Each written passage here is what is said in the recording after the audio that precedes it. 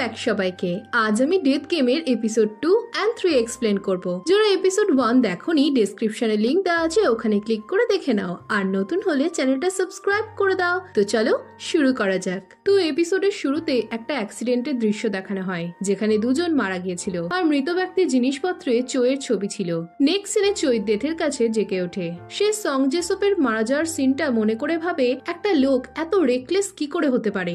এই সময় ডেথ এসে বলে, তুমি জাম্পিং প্যাডে ঝাঁপ মারতে গিয়েছিলে, আর কোনো উপায় ছিল না। এই বলে সে চোইকে থার্ড রাউন্ডে পাঠাতে গেলে চোই তাকে থামতে বলে। সে বলে, তুমি বলছো আমি সার্ভাইভ করতে পারবো, কিন্তু আমি তো চোখ খোলার সাথে সাথেই মারা যাচ্ছি। ডেথ বলে, তুমি এগুলো আটকাতে পারবে, আর সেটা তোমাকেই চিন্তা করতে হবে। এই শুনে চোই অনেক রেগে যায়। তখন ডেথ জানায় সে এতটাই বড় পাপ করেছে যে ভগবানও তার উপর রেগে আছে। এই শুনে চোই বলে, আমি নিজেকে নিজে মেরে ফেলেছি, এটাই কি আমার দোষ? এতে ডেথ বলে তার পাপ এর থেকেও বড়, আর সেটা তাকেই খুঁজতে হবে। আর যদি সে তা না পারে তবে সার্ভাইভ করার পরেও তাকে নরকে যেতে হবে। এই শুনে চোই আপসেট হয়ে যায়। ডেথ তাকে তার মরার কারণ জিজ্ঞেস করলে চোই বলে, কারণ আমার সবকিছু অন্ধকার হয়ে গেছিল। আমার ফ্যামিলি অনেক গরিব ছিল, তাই আমি পরিস্থিতি ঠিক করতে চাকরির চেষ্টা করি, কিন্তু বারবার ফেল হই। আমার সব টাকা চলে যায়, এমনকি আমি যাকে ভালোবাসতাম তাকেও ছেড়ে দিই। আমার কাছে কোনো হোপ ছিল না, তাই কাউকে কষ্ট না দিয়ে আমি নিজেকে শেষ করেছি। এতে ডেথ বলে, তুমি ঠিক করে ভাবো তো, তুমি সত্যি কি কাউকে হার্ট করনি? এই শুনে চোই আবারও চিৎকার করে বলে,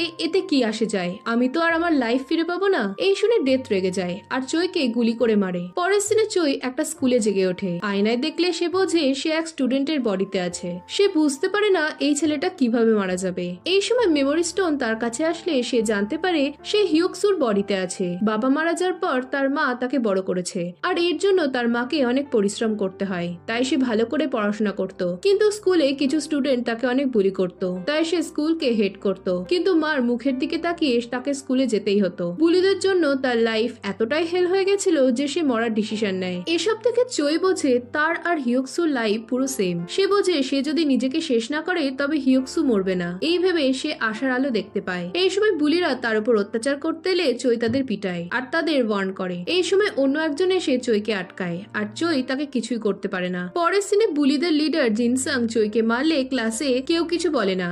এরপর ক্লাস চলাকালীন সে ভাবে সে জিনসাংকে হ্যান্ডেল করতে পারবে, কিন্তু টেসোককে হ্যান্ডেল করা মুশকিল হবে। এরপর স্কুল শেষে জিনসাং চোইকে মারতে থাকে, কিন্তু টেসোক তাকে বাধা দিতে গেলে জিনসাং তাকে চড় মারে। এতে টেসোক তাকে কিছু বলে না। এই সময় একটা মেয়ে জিনসাংকে ডাকলে সে চলে যায়। এদিকে এই পুরো ব্যাপারটা চোয়ের অনেক অদ্ভুত লাগে। এরপর বাড়ি গেলে চোই দেখে সে এই লাইফেও অতটা ধনী নয়। এতে সে কিছুটা হতাশ হয়। এই সময় ফ্রিজে হিউনসুর মার নোট দেখে চোয়ের নিজের মার কথা মনে পড়ে। তার মার সাথে সে অনেক খুশি ছিল। রাতে হিউনসুর মা তাকে খেতে দিলে তার নিজের মার কথা মনে পড়ে কান্না পায়। তার মা যেন তাকে বলতে থাকে সব ঠিক হয়ে যাবে চোই, তুমি চিন্তা করো না। এসব ভেবে রাতে সে তার মাকে ফোন করতে যায়। এই সময় জিনসাং এর মেসেজ দেখে চোই বিরক্ত হয়। চোই দেখে জিনসাং এর বারবার টাকা চাওয়ার জন্যই হিউনসু তার মার কাছ থেকে মিথ্যে কথা বলে টাকা নিত, আর এই গিল্টি থেকে সে মরতে যায়। এসব দেখে চোই ঠিক করে সে হিউকসুকে বাঁচাবে। তাই পরদিন চোই তেসোককে বলে, তুমি জিনসাং এর থেকে এত স্ট্রং হয়েও ওর কাছে মার খেলে কেন? এতে তেসোক রেগে যায়। চোই এই দেখে বলে, তোমারই তো বস হওয়া উচিত ছিল, আমি বুঝতে পারছি না কেন তুমি ওর কাছ থেকে মার খাও। এই শুনে তেসোক রেগে যায় আর বলে, আমি কেন মার খাই জানতে চাইছো তো? যদি কোনো লুজারের পাশে পাওয়ারফুল লোকের হাত থাকে তবে সে অটোমেটিকই বস হয়ে যায়। আমি তো ওকে এক হাতেই জব্দ করতে পারবো, কিন্তু করি না কারণ ওর বন্ধুরা হলো সিনিয়র সং হিয়োপ। আমি যদি জিনসাংকে মারি তবে সং হিয়োপ আমায় ছাড়বে না। এই বলে সে চলে গেলে চোই প্ল্যান ভাবতে থাকে। নেক্সট সিনে চোই খেতে গেলে জিনসাং তাকে জ্বালায়, আর এতে বিরক্ত হয়ে চোই তার মাথায় নুডলস ঢেলে দেয়। এতে অনেক রেগে গিয়ে জিনসাং তেসোককে তাকে ধরে আনতে বলে, কিন্তু তেসোক চুপচাপ বসে থাকে। এই সময় পাস সিনে দেখি চোই তেসোককে বলেছিল, আমি যাই করি না কেন তুমি চুপ থাকবে, আর সিনিয়রও তোমায় কিছু বলবে না। এখন বর্তমানে জিনসাং সিনিয়রকে গিয়ে বললে সিনিয়র চোইকে মারতে স্কুলে আসে। এদিকে চোই নির্ভয়ে ওয়েবটুন দেখছিল।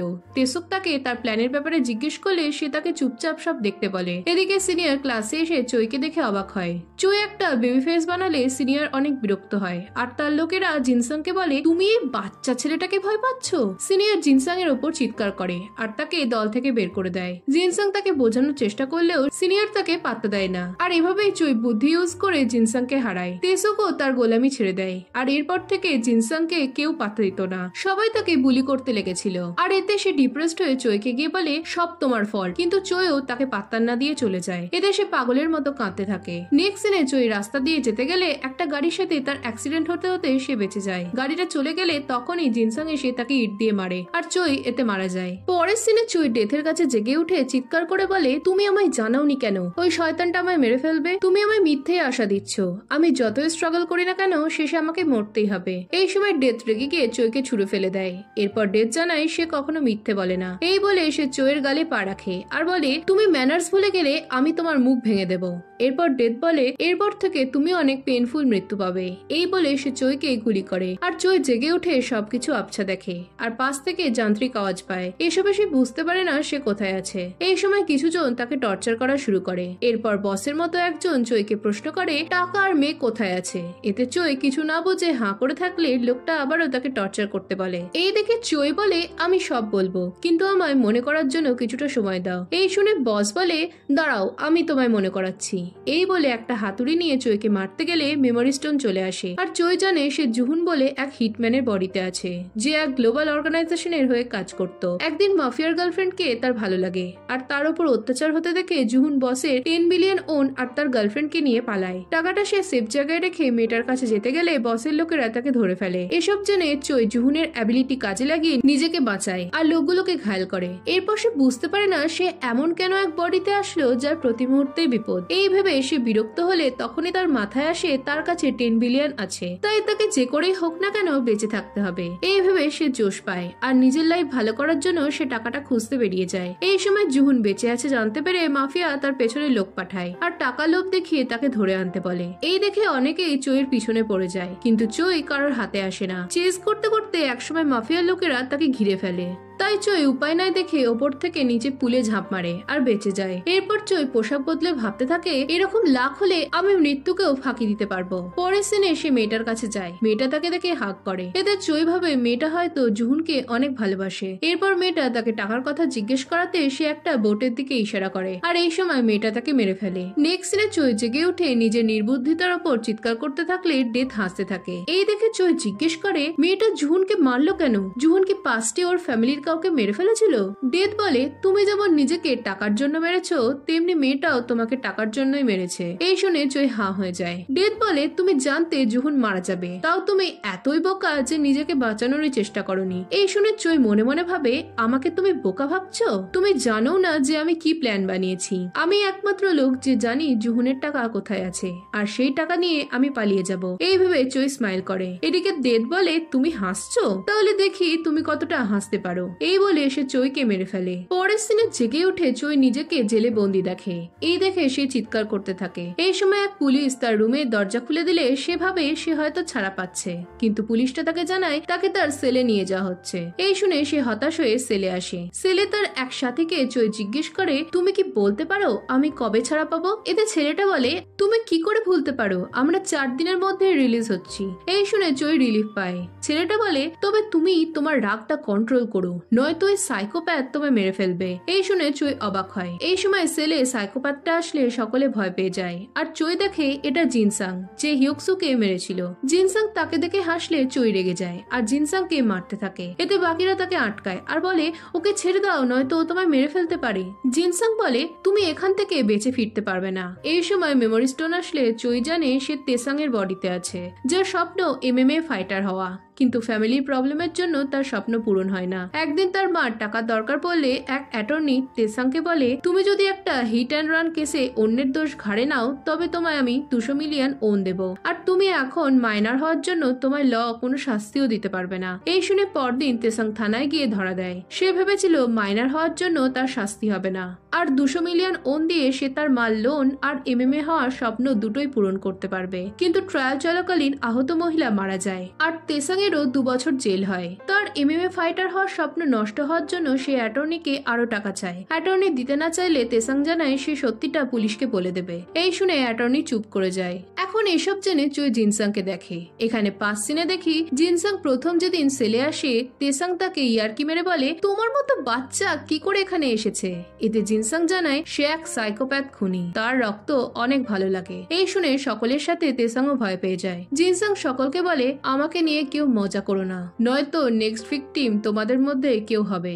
এখন বর্তমানে জিনসাং চইকে বলে, তুমি কিভাবে মরতে চাও? এই শুনে চই হাসে আর বলে, আমি জানতাম না তো তুমি এত ভালো অ্যাক্টর। এরপর চই একজনকে গার্ড আসছে কিনা খেয়াল রাখতে বলে জিনসাং এর কাছে গিয়ে বলে, তাহলে তুমি একজন সাইকোপ্যাথ? এতে জিনসাং হ্যাঁ বললে চই তাকে চড় মারে, আর এতে বাকিরা অবাক হলেও কিছু বলে না। জিনসাং বলে, তুমি কি পাগল হয়ে গেছো? এতে চই আবারও তাকে মারতে থাকে। মার খেয়ে জিনসাং তার কাছে ক্ষমা চায় আর তাকে ছেড়ে দিতে বলে। এতে চই জানায় সে তাকে ক্ষমা করবে না, কারণ সে হিউকসুকে মেরেছে। এদিকে এই শুনে জিনসাং অবাক হয়ে যায়। চই বাকিদের বলে দেয় এ কোনো সাইকোপ্যাথ নয়, এ একটা লুজার। এ একটা বাচ্চার কাছে মার খেয়েছিল যাকে স্কুলে বুলি করত, আর এজন্যই সবাই ওকে পাত্তা না দিলে ও হিংসাতে বাচ্চাটাকে ইট দিয়ে মাথায় বাড়ি মেরে ফেলে। এদিকে চই সব জানে দেখে জিনসাং অনেক ভয় পেয়ে যায়। অন্যদিকে বাকিরা এসব জেনে তাদের বোকা বানানোর জন্য তারা জিনসাংকে পিটায়, আর এরপর থেকে সকলে জিনসাংকে বুলি করতে শুরু করে। এসব দেখে চই ভাবে জিনসাং তার পাপের শাস্তি পাচ্ছে। পরের সিনে একজন চইকে মারার চেষ্টা করলে সে নিজে আহত হয়। গার্ড লোকটাকে নিয়ে চলে গেলে বাকিরা চইয়ের ওপর হামলা করে,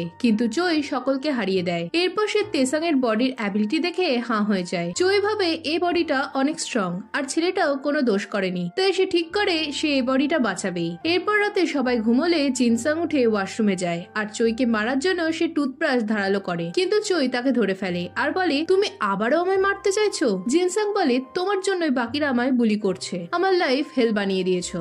এই শুনে চই তাকে মারে আর ভাবে, আমি কি ওকে শেষ করে ফেলবো? তখনই তার মনে পড়ে সে 10 বিলিয়নের খোঁজ জানে, তাই সে জিনসাংকে শিক্ষা দেওয়ার জন্য বলে, আমি মারলাম বলে তোমার লেগেছে? এটা কি তেসোকের চরের থেকেও বেশি জোরে ছিল?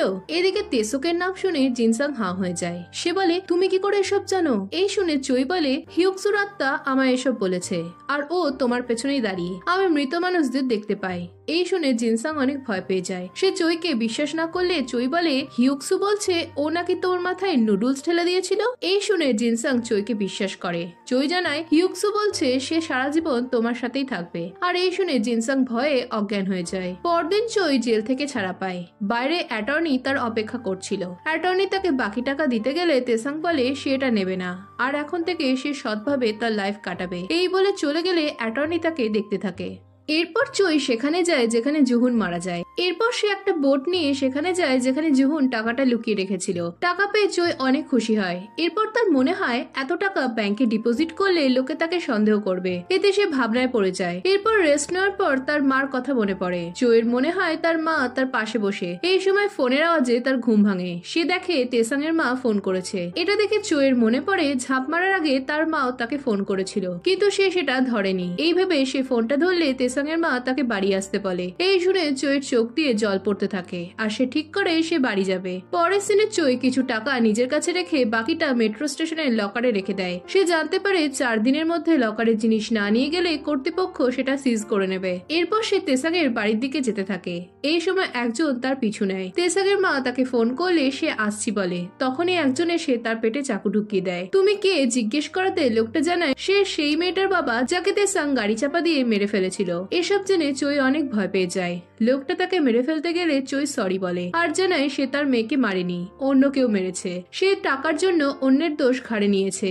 এই শুনে লোকটা বলে, তুমি এসব কি বলছো? তখনই কারোর পায়ের শব্দ হলে লোকটা পালিয়ে যায়। এই সময় জেলের এক সাথী চইয়ের কাছে আসে। সে বলে, তোমার কিছু হয়নি তো? এদিকে চই ভাবে সে এ যাত্রায় বেঁচে যাবে। তখনই ছেলেটা তার দিকে চাকু ধরে। এতে চই অবাক হলে ছেলেটা বলে, তোমাকে যে মারতে পারবে ওরা তাকে টাকা দেবে। এই শুনে চই অবাক হয়ে যায়। সে বলে, আমি তোমাকে টাকা দেব, কিন্তু ছেলেটা তাকে বিশ্বাস করে না আর তাকে মেরে পালায়। এই সময় চইয়ের ফোনে আবারও মার ফোন আসে, আর এবার সে ফোন ধরার চেষ্টা করেও পারে না। নেক্সট দিনে জেগে উঠে চইয়ের অনেক খারাপ লাগে। সে মার জন্য কাঁদতে থাকে। এরপর সে ডেথের কাছে গিয়ে বলে, আমি ভুলেই গেছিলাম যে মেয়েটার বাবা আমাকে মারতে পারে। যদি ও না মারতো তবে আমি মৃত্যুকে অ্যাভয়েড করতে পারতাম। এই শুনে ডেথ বলে, অবশ্যই তুমি ভুলবে, কারণ তুমি একটা স্বার্থপর ছেলে যে দুঃখ কি ভুলে গেছো। চই বলে, লোকটা ভেবেছিল আমি ওর মেয়েকে মেরেছি, তাই ও আমাকে মারতে এসেছিল। এই শুনে ডেথ বলে, তাহলে তোমার মা কাকে মারতে চাইবে? চই বলে, তুমি কি ভুলে গেছো যে আমি নিজেকে মেরেছি? এতে ডেথ তাকে গাধা বলে। এরপর চই তাকে তাড়াতাড়ি নেক্সট লাইফে পাঠাতে বলে,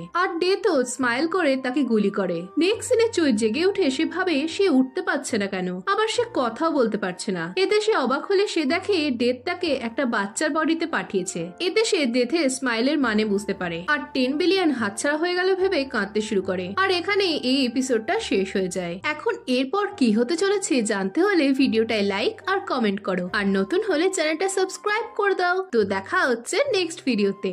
বাই।